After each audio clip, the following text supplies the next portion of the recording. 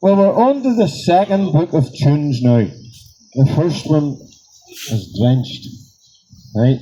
Doesn't take much to get those wet. So we're on the second book of tunes that starts with L. And that march was called the Lumberjack. Originally a brass band march. Now we're going to go to music from probably the 50s, 60s. And there was a group of gentlemen who were known as the Rat Pack. There was Frank Sinatra, Sammy Davis, Dean Martin, and boys like that. And they had a bit of a reputation for their lifestyle, let's say. They were fond of a glass of lemonade or two, let's say. But they all had their own individual careers, and they all grouped up together and they'd have performed together as a group. But Dean Martin was one of those who would be called a crooner. They had that particular type of voice, some of the Bing Crosby had. And they all sort of performed in that same way.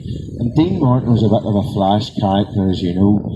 He loved the dress suits, the top hat, the tails, the cane, the white bow tie and all the rest of it. And one of Dean Martin's most famous songs is the one we're going to do next.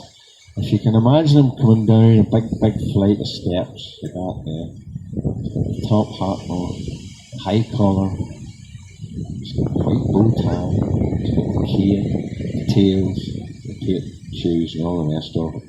And he's wandering down these fancy steps. And there's really only one song that he can sing, sort of says a wee bit about the lifestyle that those gentlemen had that I mentioned before. So imagine he's coming down from over there and he's going to walk across like that there.